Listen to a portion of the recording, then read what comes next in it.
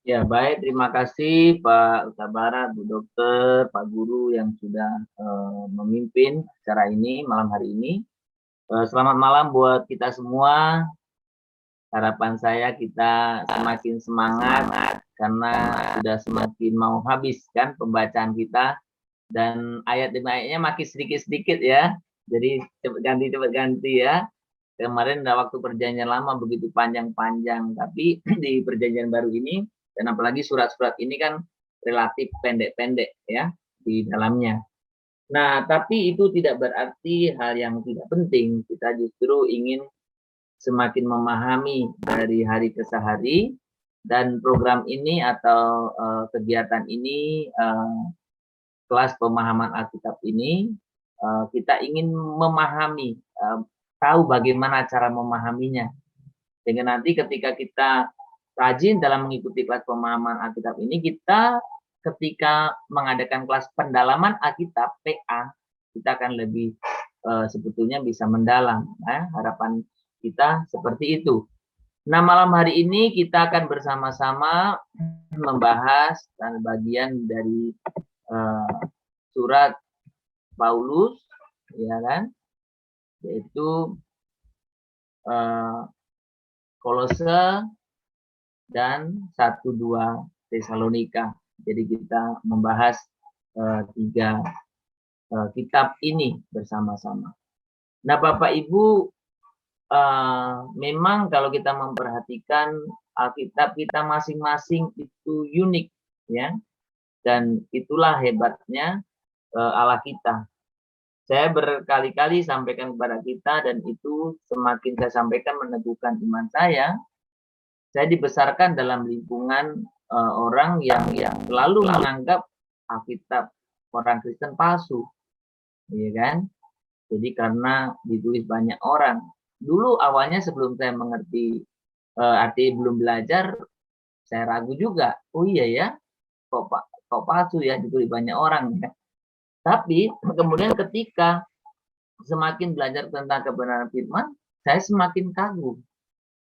Karena Alkitab ini ditulis dalam rentang waktu yang panjang oleh banyak penulis yang satu dengan yang lainnya tidak ada komunikasi. Tapi bisa menjadi satu kesatuan yang utuh. Nah itu kalau bukan pekerjaan Tuhan, nggak mungkin terjadi. Justru semakin mengerti, mengetahui bagaimana Alkitab itu terjadi, bagaimana Allah berbicara kepada kita melalui atau memakai orang-orang itu, kita semakin menghormati, kita semakin bangga akan Alkitab kita. Dan Alkitab ini satu-satunya buku yang sekalipun lama tetap up to date. Alkitab kita tidak pernah out of date, nggak kedaluarsa, selalu update terus. Perhatikan aja, kita membaca ayat-ayat apapun dalam konteks apapun dia bisa dia kena dia. Ya, ini satu hal yang patut kita syukuri. Jadi Alkitab adalah firman Allah, kita mengimaninya, kita berdoa untuk memahaminya. Alkitab adalah sebagai karya manusia, karena Tuhan memakai manusia, maka kita belajar latar belakang. Kita belajar konteks dari setiap Allah berbicara kepada umatnya itu. Dan tentunya kita harus dengan membaca secara berurutan, maka nanti Bapak Ibu akan mempunyai satu pandangan yang holistik sifatnya. Tidak perbagian, holistik, menyeluruh. Jadi kita mengerti, sudut pandang kita lengkap. Nah ini harapan kita. Maka kita nanti secara perlahan kita akan coba menghubungkan atau bagaimana kita memahami seluruh atau rangkaiannya, baik perjanjian lama maupun perjanjian baru.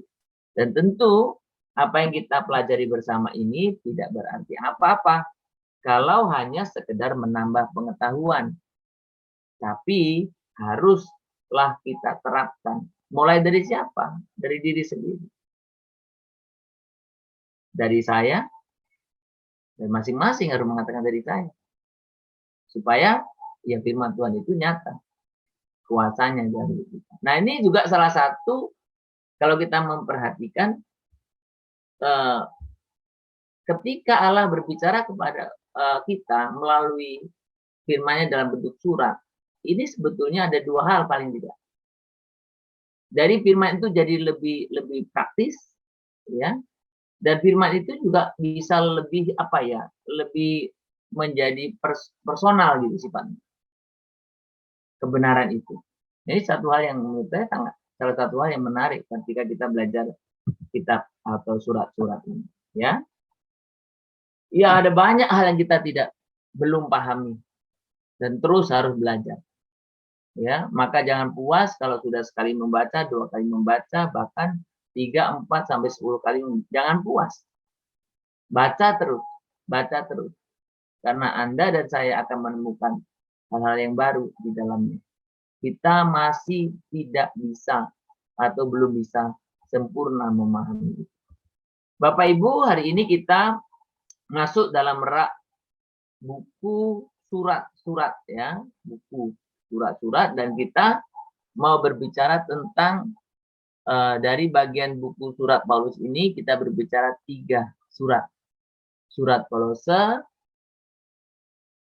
surat 1 Tesalonika, dan surat 2 Tesalonika. Nah, Bapak Ibu, kemarin kita bisa melihat bagaimana berarti kalau kita berbicara tentang posisi dari surat-surat yang kita akan baca itu di sini, ya kan? Jadi surat-surat Rasul Paulus, ya, surat-surat Rasul Paulus, surat-surat yang ada dalam atau mengatasnamakan Paulus, ya. Jadi kita bisa melihat di sana. Nah, kita akan melihat satu persatu dari 3 bagian ini, tentu garis besarnya saja, ya. Nanti kita akan lengkapi dengan diskusi-diskusi kita. Dan harapan saya ketika diskusi bukan hanya bertanya sih, bisa menyampaikan apa yang didapat gitu juga, ya, bagaimana pengalaman kita, ya. Tidak harus bertanya saja, tidak hanya bertanya saja. Nah, Bapak Ibu, kalau kita membaca kitab Kolose, sebetulnya kita bisa melihat bahwa dari informasi Alkitab itu bahwa sebetulnya Kolose bukan didirikan, atau jemaat Kolose tidak didirikan oleh Paulus. Jadi bukan jemaat yang didirikan oleh Paulus, ya. Dan mungkin juga ia nggak pernah ke sana dia. Nah, tetapi kalau kita perhatikan, kalau Paulus itu memang pada sangat terkenal, ya. Dan ada banyak anak-anak rohaninya yang begitu berpengaruh juga. Nah, salah satunya kemungkinan ya Epafras ini yang membangun jemaat di Kolose ini. Itu sederhana lah, ya. Umpamanya saya melayani di satu tempat, kemudian saya punya bapak atau ibu rohani yang sama-sama kita kenal, ya, itu akan memberikan advice. Itu hal yang biasa, kan. Nah, tapi ini tentunya bukan sekedar advice, ya. Jadi sekali lagi, jemaat di Kolose bukan didirikan oleh Paulus, dan Paulus kemungkinan tidak pernah ke sana. Nah, ada kemungkinan yang Paulus membangun hubungan dengan jemaat Kolose melalui Epafras, seorang yang bertobat di bawah pelayanan Paulus, yang juga menjadi rekan kerja Paulus, ya. Jadi kalau Bapak Ibu membacakan suratnya, kita bisa demikian seperti ini. Nah, Bapak Ibu, dalam kitab atau surat Kolose ini kita melihat bagaimana hampir sebetulnya, ya, tantangan jemaat mula-mula, dan bisa dikatakan tantangan jemaat sepanjang zaman itu selalu aja muncul ajaran-ajaran yang nggak benar, itu menyimpang, atau kadang lebih sederhana buat palsu, ya. Dan selalu ada itu. Nah, ini makanya ketika kita pentingnya juga di dalam istilahnya pengajaran itu sambil mengevaluasi. Bukan hanya masa itu, tetapi dalam perjalanan iman kita itu jangan sampai kita tergoda juga, gitu. Jadi latar belakang surat Kolose adalah munculnya ajaran palsu yang mengancam masa depan rohani jemaat Kolose. Nah, apa rupanya pengajaran itu memang tidak tidak bisa tahu pasti di kitab itu ya. Tapi paling tidak Paulus memberikan satu jawaban atau pengajaran yang ya dari ekses yang diajarkan. Salah satunya adalah bagaimana yang utama itu menggantikan Kristus sebagai inti kepercayaan Kristen. Nah, ini hampir sama dengan kemarin ya di Galatia, di Efesus ya. Jadi karena memang sepanjang perjalanan gereja juga salah satu yang terus digembur itu supaya kita tidak memfokuskan pada sana. Ya. Nah, ada banyak memang ajaran-ajaran yang berkembang masa itu kan. Memang ada orang yang berani atau menyamakan ya secara prinsip tentunya. Secara prinsip bahwa yang ditentang oleh Paulus itu semacam jiwa-jiwanya New Age gitu. New Age itu artinya gerakan zaman baru yang lebih mengutamakan perasaan, ya kan? Perasaan orang, senang atau nggak senang gitu ya, nyaman atau nggak nyaman gitu. Nah, termasuk juga menyangkut tentang inti ajaran yang semestinya diajarkan. Nah, tujuan kitab Kolose sendiri yang pertama itu yang memberantas ajaran palsu yang berbahaya itu, yang mencoba menggantikan keutamaan Kristus dan kedudukannya sebagai inti dalam ciptaan, penyataan, penebusan dan dalam gereja. Jadi Bapak Ibu, ketika kita melihat satu perwujudan yang mungkin beda, tapi yang esensinya sama, mau menggantikan keutamaan Kristus, nah ini kita harus hati-hati. Jadi ajaran yang sehat adalah ajaran yang memang Kristus yang utama, bukan yang lain. Bukan diri sendiri, bukan perasaan kita, bukan orang. Jadi ukurannya sebenarnya jelas dalam kitab Kolose ini. Ajaran yang mau menggeser, menggantikan keunggulan Kristus baik dalam ciptaan, penyataan, penebusan bahkan dalam gereja itu harus diperangi. Apapun namanya ajaran itu, ya kan? Nah, yang berikutnya, surat Kolose ini menekankan sifat sebenarnya dari hidup baru di dalam Kristus dan tuntunannya pada orang percaya. Jadi kalau Bapak Ibu membaca dalam kitab Kolose kan kita akan bisa melihat itu bagaimana semestinya kita hidup, ya kan? Maka di situ dibahas lagi tentang manusia baru, termasuk dibahas tentang bagaimana hubungan antara anggota-anggota rumah tangga. Di sinilah juga ada yang populer kan, apapun juga yang kamu perbuatlah dengan segenap hatimu seperti untuk Tuhan, bukan untuk manusia. Itu yang harusnya kita miliki. Jadi orang yang mengutamakan Kristus itu seperti itu hidupnya. Ya. Seperti itu hidupnya. Semestinya. Ini yang ditekankan di dalam kitab Kolose. Nah, Bapak Ibu, kitab Kolose ini sebenarnya juga memiliki semacam keunikan ya dibanding kitab yang lain. Apa itu diantaranya? Kitab Kolose memusatkan perhatian pada kebenaran rangkap dua dari keutamaan Kristus, dari kesempurnaan orang percaya di dalam. Jadi satu sisi menekankan keutamaan Kristus, rangkap duanya di sana ya. Satu sisi menekankan kesempurnaan orang percaya, ya kan? Jadi kalau kita memperhatikan, Kolose menekankan dua hal ini, ya, keutamaan Kristus dan bagaimana kesempurnaan orang percaya.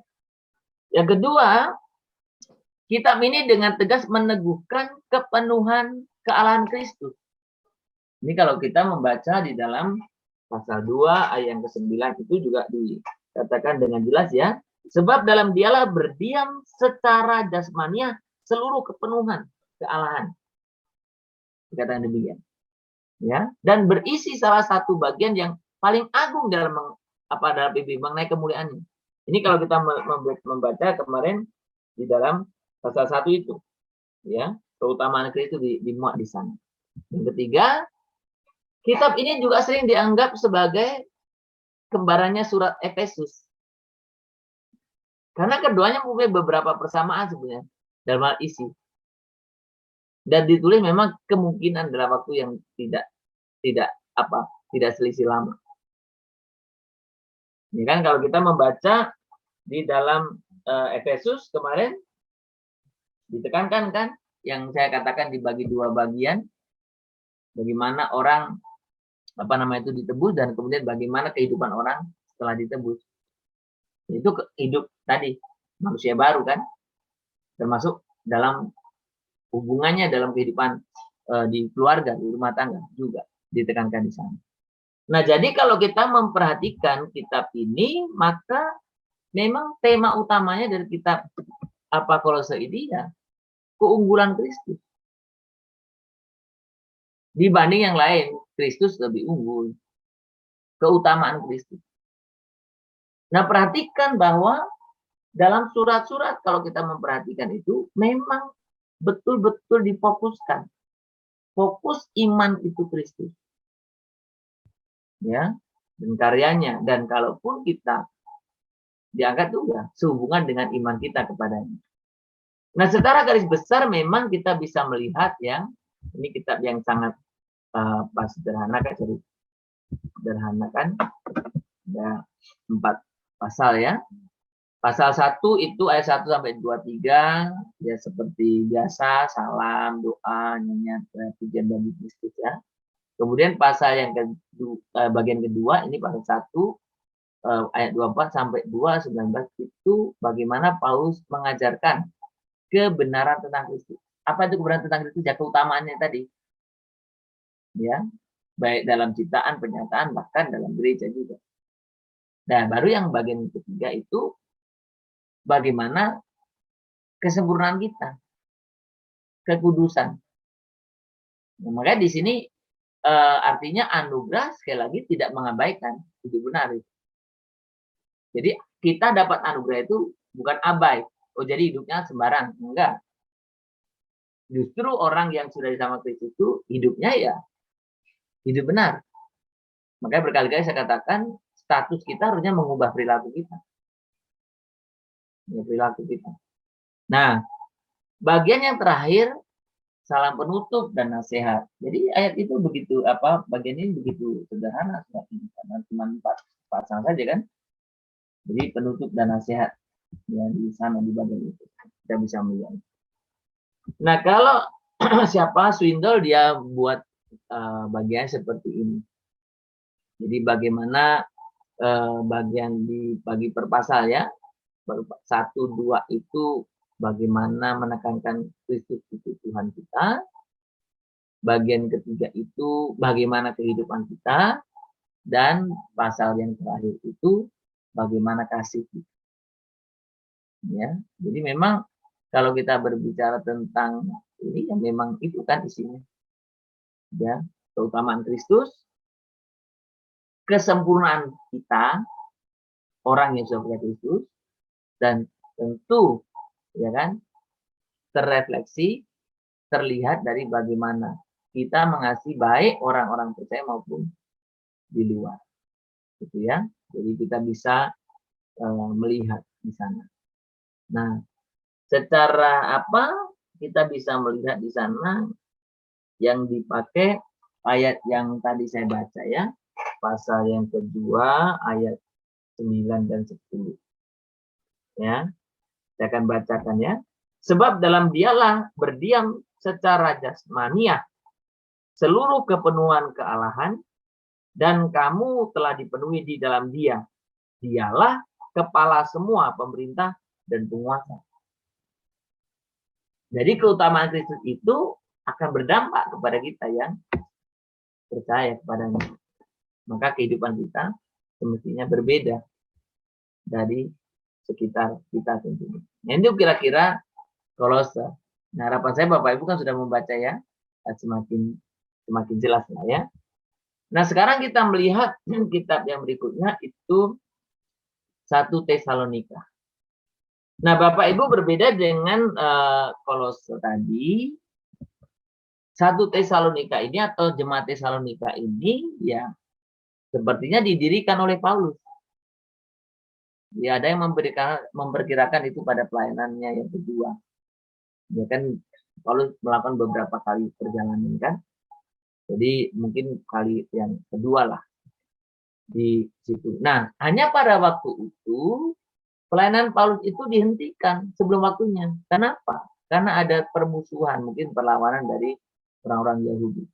Nah, ini sebenarnya sedikit banyak kita bisa dapat infonya dalam Kisah Rasul pasal yang ke-17 ya. Jadi apa yang terjadi ya, paling tidak memberikan kepada kita sedikit informasi ya apa yang terjadi di sana.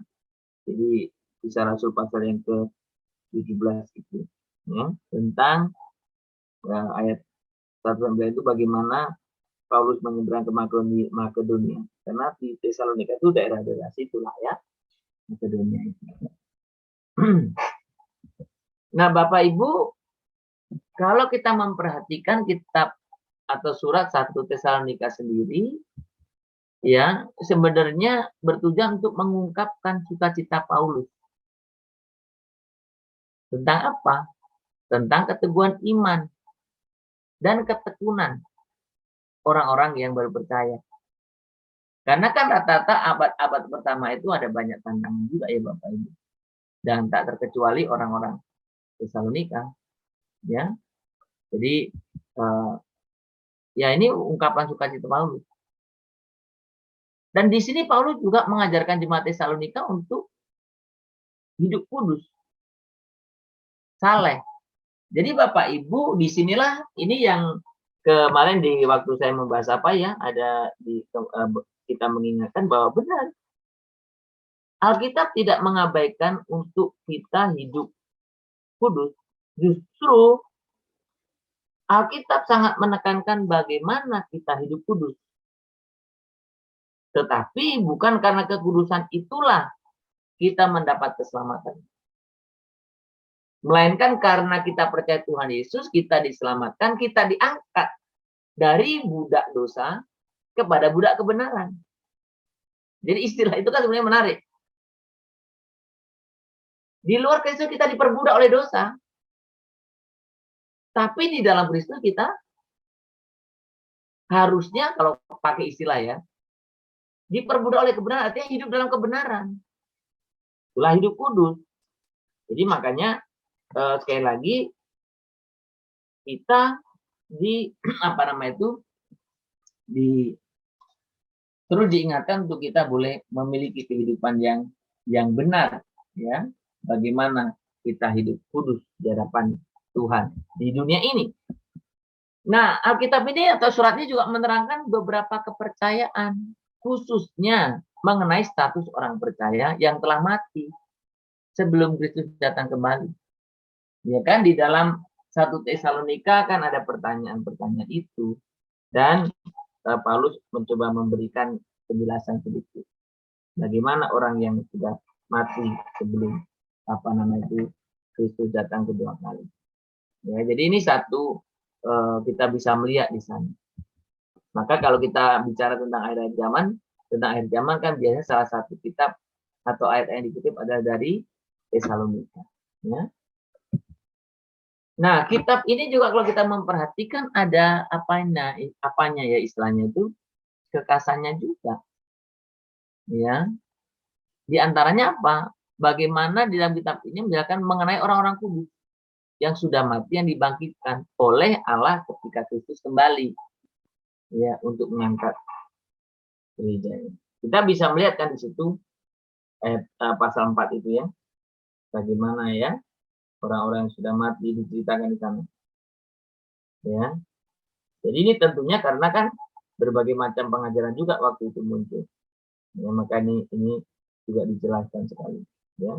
Bagaimana apa yang akan terjadi bagi orang-orang yang sudah mati. Nah, yang kedua, mengenai kedatangan Kristus dan artinya bagi orang-orang percaya. Di sini dijelaskan. Karena kalau kita lihat surat-surat yang lalu tidak banyak bicara tentang ini. Tapi di sini Kita bisa lihat sebarannya di beberapa ayat kan. Nyaris di semua pasal ada tentang bagaimana kedatangan ini ya, kebanyakan hidup, kedatangan Tuhan itu kedua kali. Dan yang ketiga, sebenarnya kita bisa melihat di sini Alkitab ini memberikan wawasan yang unik tentang gereja yang penuh semangat. Di satu sisi, ya, sekalipun gereja ini sebenarnya belum lama. Nah, ini kemarin kayak kadang kalau kita melihat di sini, jadi gereja yang belum lama menghadapi tantangan tapi semangatnya luar biasa. Tesalonika. Nah, ini kalau kita membaca surat-surat Rasul Paulus ya Bapak Ibu, kita ini kita belum menghadapi apa-apa ya. Tantangan kita masih berpusar perasaan, diri sendiri ya. Tapi tantangan waktu itu bukan itu. Ya, penganiayaan pun mereka alami. Jadi makanya kita bisa melihat bagaimana ini menjadi satu juga contoh bagi kita jemaat yang baru tapi semuanya luar biasa. Nah, temanya tentu kita bisa melihat bahwa tema yang diusung dalam kitab 1 Tesalonika ini bagaimana kedatangan Tuhan. Kedatangan kedua kali maksudnya. Ya, kedatangan dua kali. Nah, makanya kalau kita lihat susunan Alkitabnya kan kita bisa lihat ya. Hanya 3 bagian saja. Pasal 1 itu sampai pasal 3, 13 bagaimana tadi saya katakan kan Paulus ini ya bangga lah ya tentang iman jemaat Tesalonika. Jadi bagaimana mengungkapkan iman jemaat Tesalonika dan apa yang boleh Paulus juga kerjakan. Yang kedua itu pasal 4 ayat 1 sampai 5 ayat 22. Nah, tentang hidup Kristen. Harus bagaimana? Ya. Itu dimuat ya. Nasihat supaya hidup kudus dan sebagainya disebut ya. Bagaimana kedatangan Tuhan, bagaimana kita harus berjaga-jaga juga. Baru yang bagian terakhir itu penutup. Nah, kalau Sunda lebih menjelaskan ya seperti ini ya, berbahagian ya, berpasal maksudnya. Yang kalau dirangkai dalam ini 2 bagian besar ya. Bagaimana kita melihat istilahnya ya dari Paulus sendiri memiliki mengungkapkan ya artinya kepada jemaat Tesalonika dan kemudian bagaimana dia berbeban untuk boleh ya menyampaikan ya memperingatkanlah ya mengajarkanlah tentang bagaimana harus hidup kudus, harus hidup benar pada ini ya. Nah, kalau kita memperhatikan di situ memang di Tesalonika ini sangat banyak bicara tentang bagaimana kedatangan Tuhan yang kedua kali ya, bagaimana Yesus datang kedua kali. Itu yang di sini. Ya, yang terakhir nanti harapan saya di diskusi nanti kita bisa lebih dilengkapi ya Bapak Ibu. Yang terakhir itu 2 Tesalonika.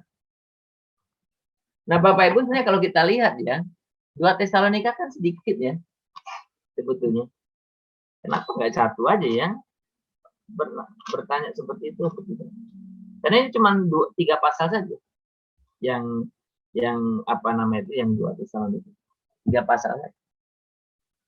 Jadi sebenarnya Bapak Ibu kalau kita pikir ya, kenapa 2? Nah, ini memang kita melihat ternyata kalau kita membaca 1 Tesalonika itu kan Paulus banyak berbicara tentang hari Tuhan. Ya. Dan juga diingatkan bahwa hari Tuhan itu datang ya seperti dalam Injil kan, seperti pencuri di malam hari. Sehingga mereka harus berjaga-jaga. Itu kan yang ditekankan dalam pasal 5 tadi kan. Jadi karena kamu sendiri tahu benar-benar bahwa hari Tuhan itu datang seperti pencuri pada malam hari, katanya kan. Harus berjaga-jaga. Nah, ini Bapak Ibu ternyata dalam sepanjang sejarah gereja itu sering terjadi gitu. Pengajaran itu sering disalahpahami. Selalu ada reaksi yang salah itu. Termasuk dalam menanggapi pengajaran ini atau surat yang pertama ini. Jadi banyak orang ya, yang salah memahaminya. Maka secara sederhana suratnya justru menimbulkan suatu keadaan yang tidak sehat. Kenapa? Sekelompok orang, enggak semua ya, sebagian orang itu jadinya tidak berbuat apa-apa kecuali menunggu dan berjaga-jaga. Ya. Ini mungkin kayak beberapa tahun yang lalu yang pengajaran siapa itu yang marga Sibuya itu, Mangapin siapa dia? Yang di Bandung itu.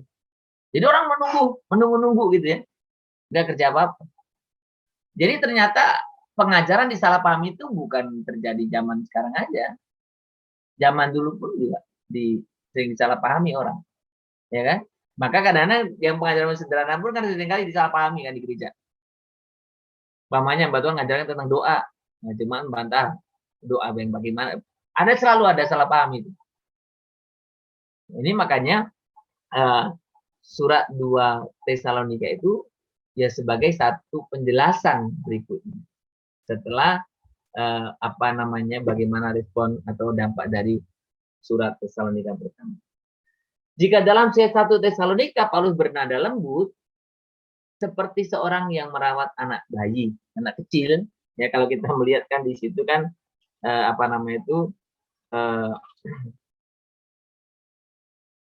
pasal yang kedua itu ya, ayat 7. Tetapi kami berlaku ramah di antara kamu sama seperti seorang ibu mengasuh dan merawati anaknya. Ya kan? Lembut ya. Tapi dalam surat yang kedua ini seperti Bapa yang mendisiplin anak-anaknya. Keras. Ya karena mendisiplin. Yang mendisiplin bagaimana lembut ya. Mengarahkan, mengingatkan ya. Kita kalau mau ngingatin orang udah mau kejebur kan teriak ya. Bahkan kalau kadang-kadang kita mau mengingatkan orang supaya sadar pun kita pukul ya. Baru sadar dia. Kalau orang nggak sadar kan. Ya tapi tujuannya jelas itu mengingatkan. Ya. Jadi kita bisa melihat di sini bagaimana Paulus berbeda ya. Ketika 1 Tesalonika begitu lembut, tapi dalam 2 Tesalonika ini Paulus relatif lebih tegas ya, karena seperti Bapa yang mendisiplinkan. Nah, di dalam surat 2 Tesalonika ini juga sebenarnya tidak semuanya keras, karena Paulus juga sebenarnya tetap memuji jemaat. Karena tadi saya katakan yang tidak tertib bukan semua. Enggak semua. Ada juga yang tertib, yang tekun, yang teguh. Ada. Nah, tapi ada yang tadi kelompok itu. Jadi Paulus tujukan untuk dua kelompok ini. Jadi di satu sisi keras ya, di satu sisi ya memuji kesetiaan buat jemaat Tesalonika itu ya.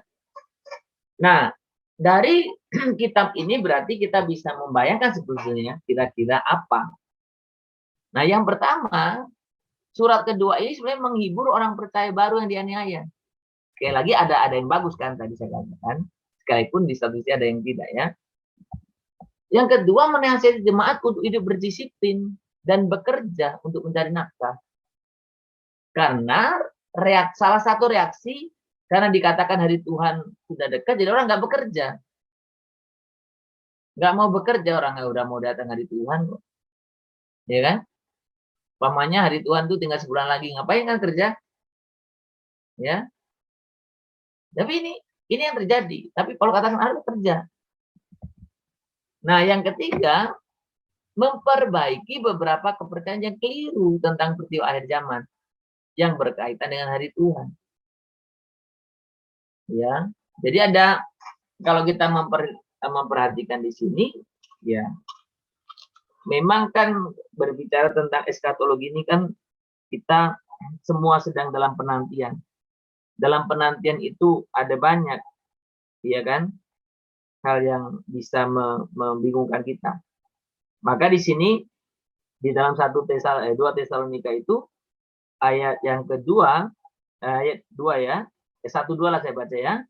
Tentang kedatangan Tuhan kita Yesus Kristus dan terhimpunnya kita dengan Dia, kami minta kepadamu saudara-saudara supaya kamu jangan lekas bingung dan gelisah, baik oleh ilham roh maupun oleh pemberitaan-pemberitaan atau surah yang dikatakan dari kami, seolah-olah hari Tuhan telah tiba. Ya, sedang dalam penantian. Jadi sedang dalam penantian. Ya. Nah, dalam kitab 2 Tesalonika ini juga kita bisa melihat kekhasannya juga. Yang pertama menyangkut pelanggaran hukum dan penipuan yang terjadi pada akhir zaman. Ya kan? Jadi dan ini sebenarnya kalau kita memperhatikan waktu kita membaca Injil ya, Matius kan juga katakan ya, bahwa pada akhir zaman itu ya bukan berarti orang makin baik, bukan semua orang jadi baik semua, enggak. Kejahatan juga masih banyak. Ya bahkan penyesatan makin menggila kan. Dan kalau kita lihat di dalam 2 Timotius nanti sama. Akhir zaman itu orang kayaknya ya makin jauh dari hakikat yang dipercayainya. Ya kan? Jadi itu makanya diingatkan kembali kita dalam 2 Tesalonika ini.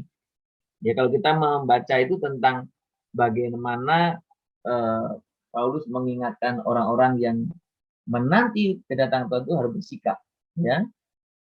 Tetapi Tuhan adalah setia, Ia akan menguatkan hatimu dan membela kamu terhadap yang jahat. Ya, 3 itu kan, dan kita bisa membaca seterusnya pasal 2. Yang kedua, penghakiman yang adil akan menyertai kedatangan kedua Kristus. Digambarkan seperti atau memakai dengan istilah-istilah apokaliptik yang nanti di Wahyu, ya. Jadi kita bisa melihat di sana, umpamanya di dalam pasal 2 ayat 8 itu, pada waktu itulah si pendurhaka terus akan menyatakan dirinya, tetapi Tuhan Yesus akan membunuhnya dengan napas mulutnya dan akan memusnahkannya kalau ia datang kembali. Nah ini jangan nanti bertanya kok Tuhan Yesus nggak ada kasih ya? Bukan, ini ungkapan-ungkapan eskatologi sebetulnya. Ya, apokaliptik nanti di Wahyu juga ada istilah-istilah yang senada dengan begitu. Ya, karena memang Kristus datang sebagai hakim kan. Yang ketiga, memakai istilah-istilah eskatologi untuk antikristus. Ya kan? Ini tadi yang pasal 2 tadi kan, kalau kita lihat di dalam ayat yang ketiga itu, umpamanya ayat yang ketiga, janganlah kamu memberi dirimu disesatkan orang-orang dengan cara yang bagaimanapun, sebab sebelum hari itu haruslah datang dahulu murtad dan haruslah menyatakan dahulu manusia durhaka, ya, yang harus binasa. Ayat 8 itu dikatakan, pada waktu itulah si pendurhaka baru akan menyatakan dirinya, tetapi Tuhan Yesus akan membunuhnya tadi itu ya, yang saya bacakan tadi. Jadi kalau kita melihat diingatkan kembali, jadi kekhasan di dalam kitab Tesalonika. Nah topiknya apa sebenarnya? Sama sih dengan yang pertama, kedatangan Kristus. Ya, karena ini meluruskan kan pemahaman yang sama, kedatangan Kristus. Jadi kita bisa melihat hanya 2 bagian saja, hanya 2 bagian saja. Pasal 1 ayat 1 sampai 2 pas ayat 17, kebenaran tentang kedatangan Kristus kembali. Jadi Kristus itu datang.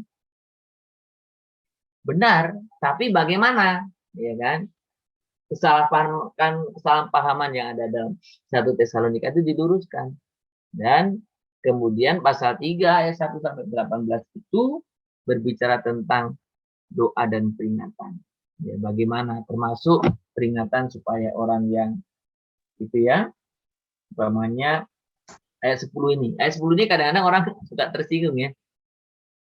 Sebab juga waktu kami berada di antara kamu, kami memberi peringatan ini kepada kamu. Jika seorang tidak mau bekerja, janganlah ia makan. Saya pernah dimarah orang gara-gara ayat ini. Pada waktu musim PHK itu. Ya. Jadi karena baca ini jadi tersinggung. Oh berarti kami nggak boleh makan dong Pak karena di PHK. Apa hubungannya ya? Tapi itulah kadang-kadang orang memahami Alkitab kan juga gitu ya, salah ya. Pada konteksnya ini kan karena orang memahami dengan pemahaman yang salah. Karena bikinnya hari Tuhan datang, udahlah nggak usah kerjalah. Seperti itu, makanya Paulus ingatkan, kerjalah. Nah, kalau di si Swindoll itu duanya juga perbahagian. ya. Jadi kita bisa melihat ya tentang bagaimana ya peneguhan tentang ya apa istilahnya kita kedatangan Tuhan itu, kemudian menjelaskan tentang nubuatan-nubuatan yang akan terjadi juga, dan ya bisa sebagai bentuk klarifikasi juga apa yang harusnya dikerjakan, jangan salah gitu ya. Kita bisa melihat di situ. Nah, ini kira-kira Bapak Ibu secara garis besar, harapan saya kita bisa saling melengkapi ya, karena sudah jalan cukup panjang dan kita tinggal menuju beberapa kitab lagi kan, mau selesai. Jadi tidak hanya melulu bertanya, harapan saya bisa menambahkan ya, kita bisa saling melengkapi satu dengan yang lain.